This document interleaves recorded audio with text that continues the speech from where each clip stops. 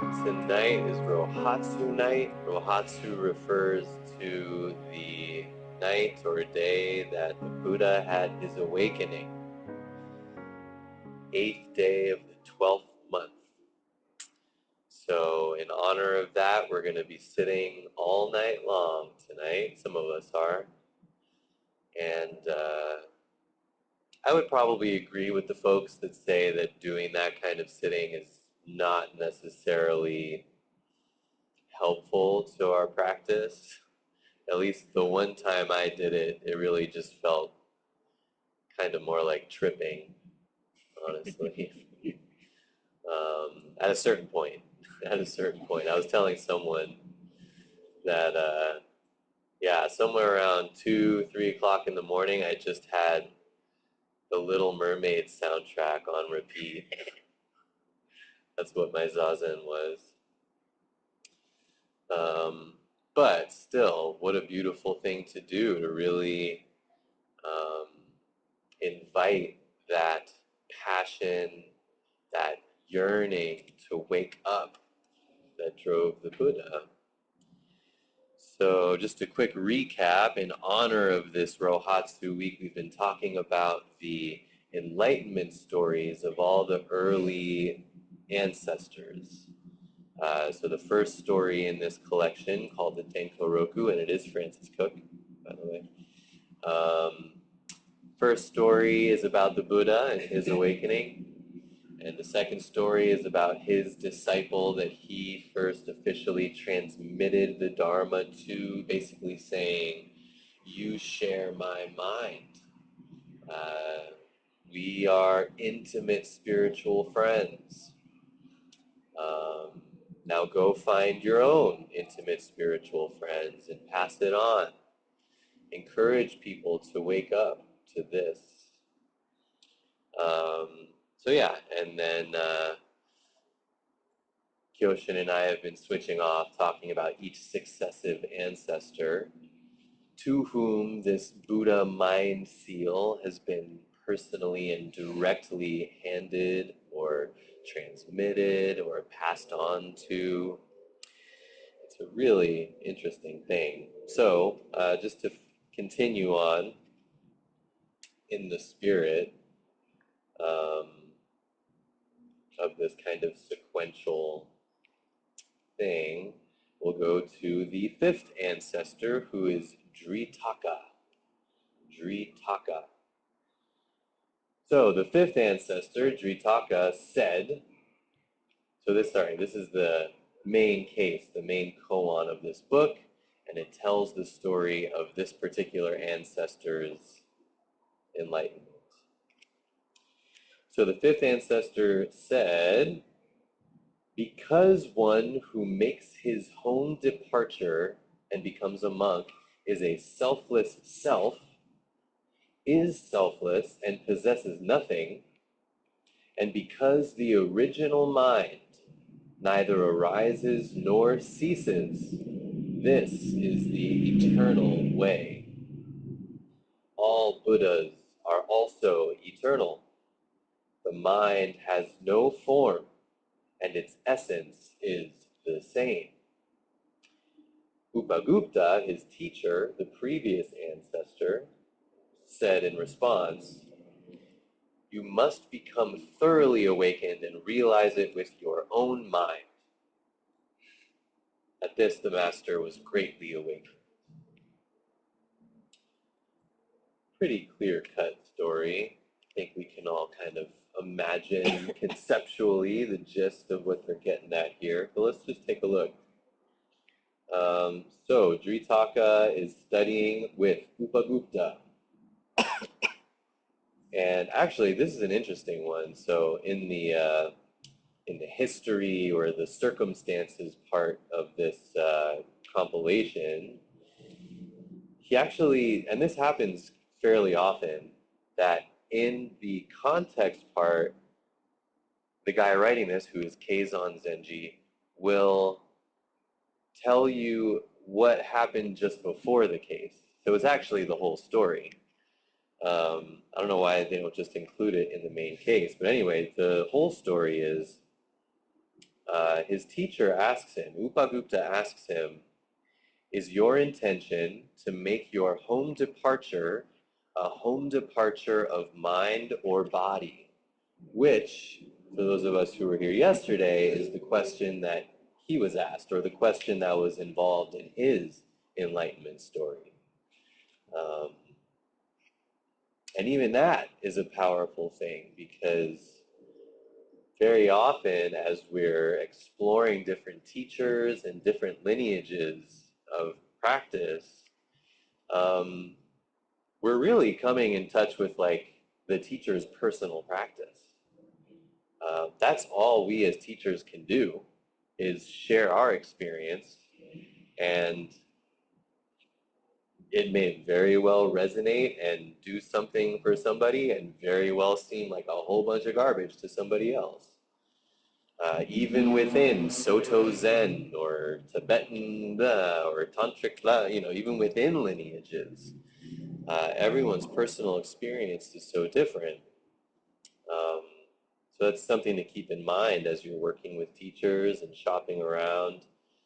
Is that all you can really get is this particular person's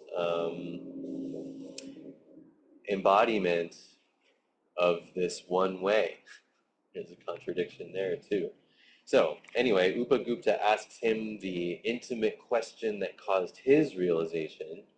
Is your intention to make your home departure a home departure of mind or body? Are you trying to let go of the things in your life? Are you trying to be free of circumstances in your external world, in this physical form? Or are you trying to be free of all the various homes of your mind that you make, your identity, your values, your vows, your truths, your opinions, all of that? Which one is more important? I guess is kind of the trick question there.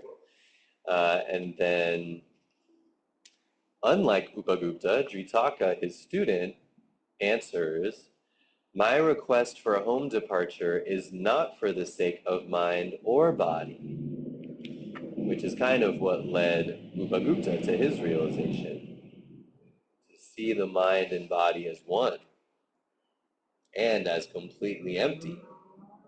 So to even make a distinction between body, mind, form, emptiness, uh, external, internal, is already getting lost in dualism. So that's a, pretty savvy reply.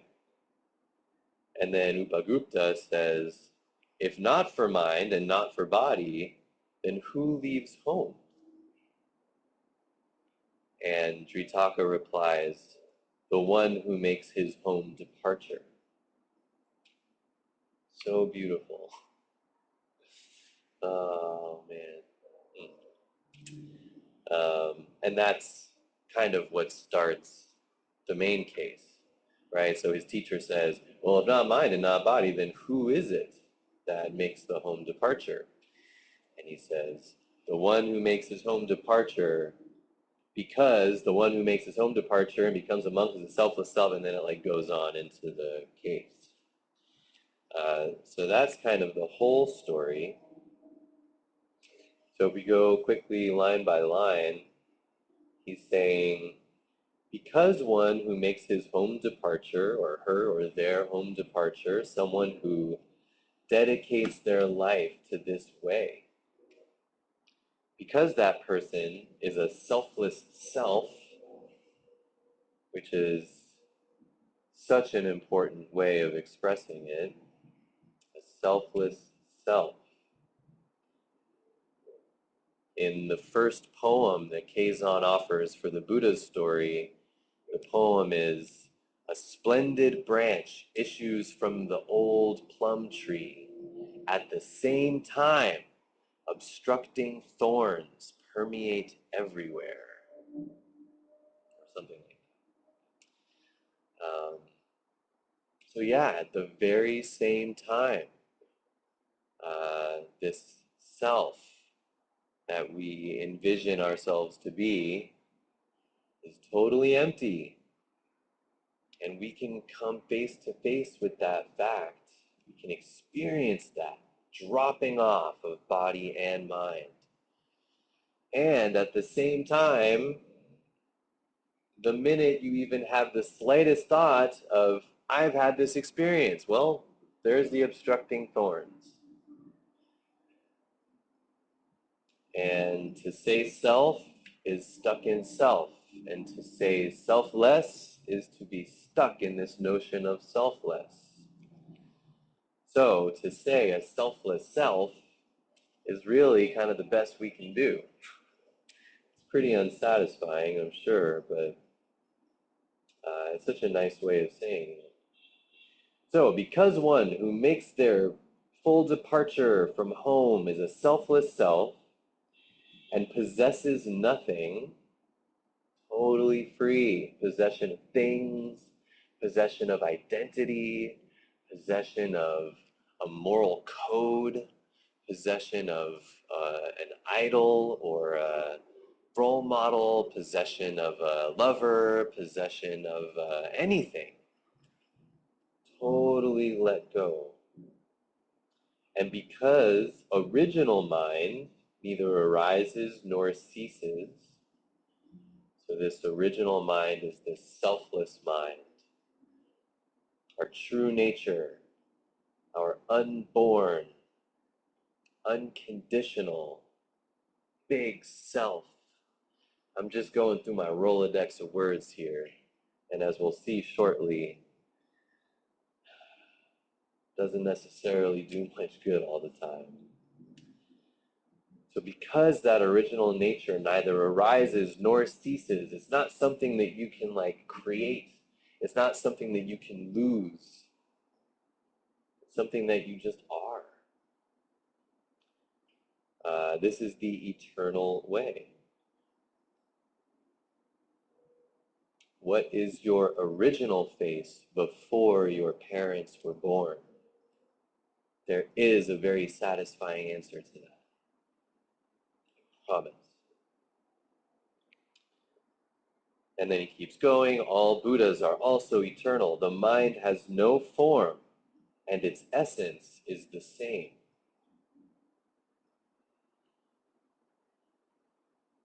So then his teacher says, you must become thoroughly awakened and realize it with your own mind,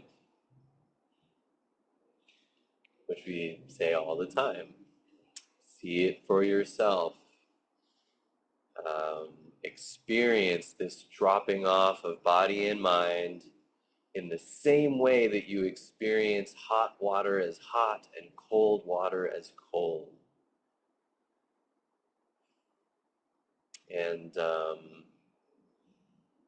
this has me thinking a lot because really, truly, ultimately, the only person, the only way to really get that is for yourself. Um, no book or teacher or conversation or anything can see that. And I guess it's interesting to me as a new teacher because, we do these koans and it's my job, and not just koans, but just in general. It's a teacher's job to in a way, be mindful of where the person I'm meeting is at. But it's so ridiculous. It's so impossible. And we have this koan practice and, these thousands of years of cultivating this kind of way of communicating where we're at.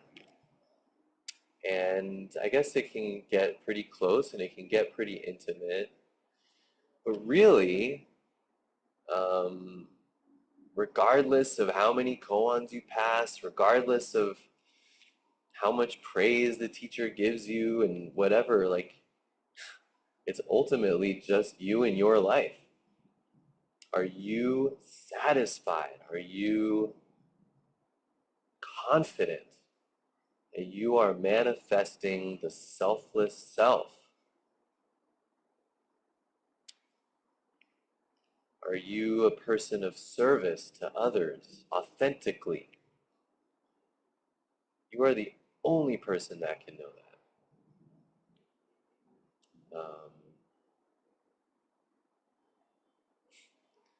So, yeah, and so then what is this transmission? What is this? We say transmission from teacher to student is like, you have my mind. I acknowledge that you can carry on this Buddha mind seal. So, if it's really just about you seeing that for yourself, then what is that transmission? What is that recognition?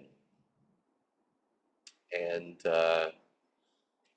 all I can really say is, we have to experience that for ourselves. It's truly a relationship thing. Um, I fully believe that there are completely, wholly, completely satisfied, awakened beings all over the planet who've never even heard of Buddhism. I really believe that. And fully awakening for yourself really has nothing to do with Buddhism or Zen or lineage or color of Rakasu or Kesa or anything.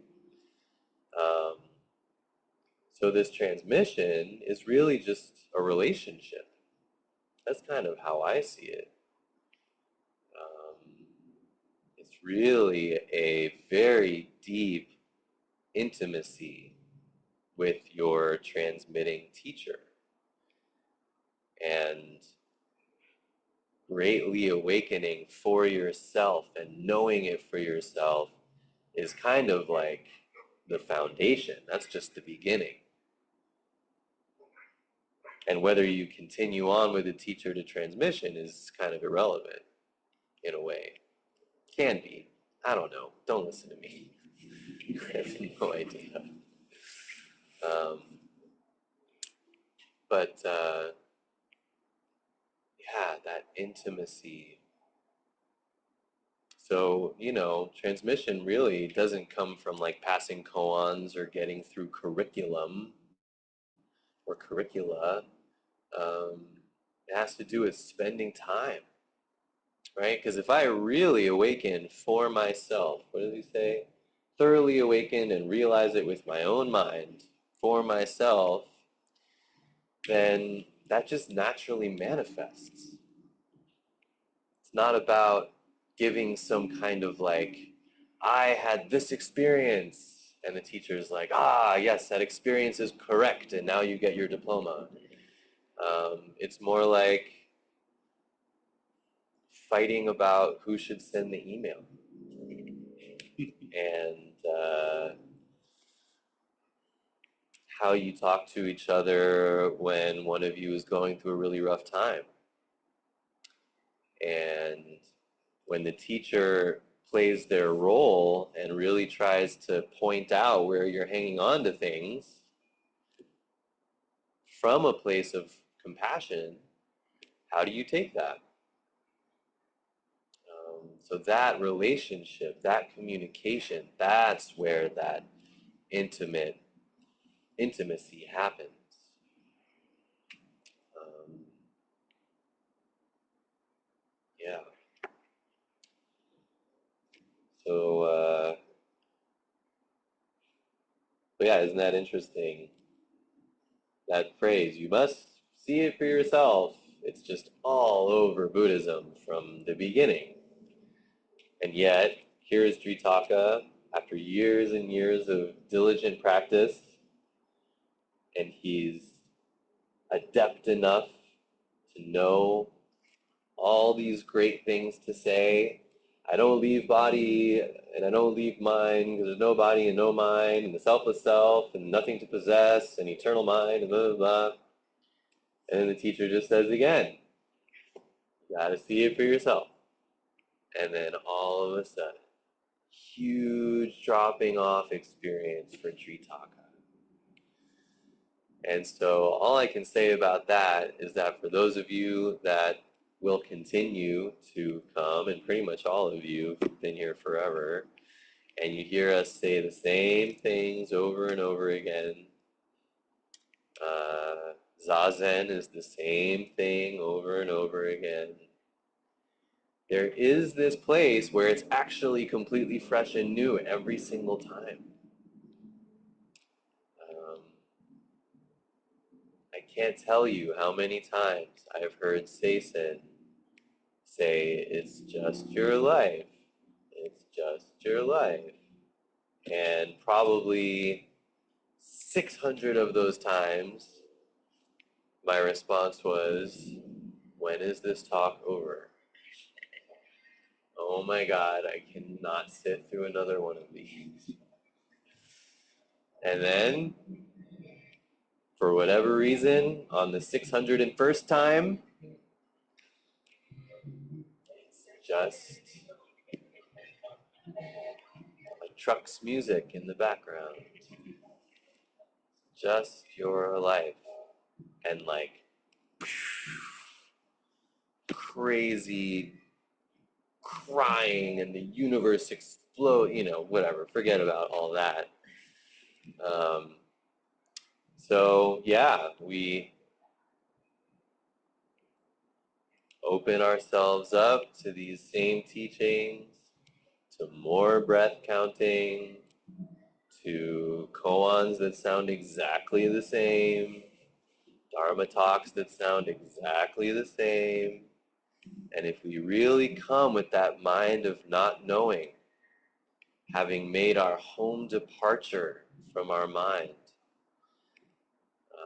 every now and then we get to see how fresh and how ever present, uh, not ever present, however, yeah, fresh, how new and a punch in the jaw it can be.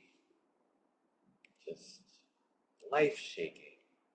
And Zazen helps us to keep that mind of not knowing. So each of these cases comes with a poem at the end, written by Keizan. So his poem here says, by acquiring the marrow, you will know the clarity of what you found. Lunbian still possesses subtleties he does not pass on. This one speaks quite directly to the case. The other ones are a little bit more convoluted or flowery or metaphorical. So he says, by acquiring the marrow, right? So marrow is inside your bones. To really see what this selfless self is so deeply that it's in the marrow of your bones. I gotta tell you, I've spent this whole day, this is day 7, basically, of Seshi.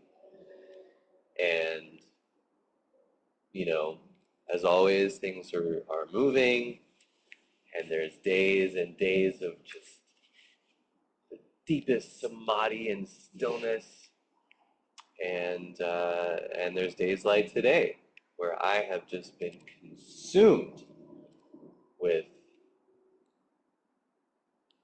excitement, anger, self-loathing, inferiority, superiority. I mean, it's just been a mess.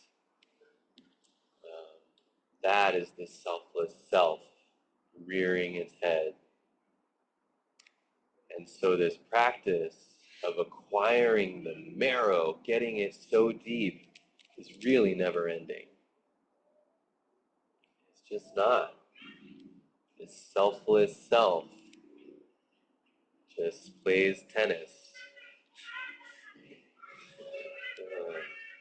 So by acquiring the marrow, you will know the clarity of what you found. So yeah, that confidence, that self-satisfaction. And I love that the translation here is found I think that's really important. Because what do you find? You find something that's already there. Um, the Buddha didn't, you know, create or bring us anything special.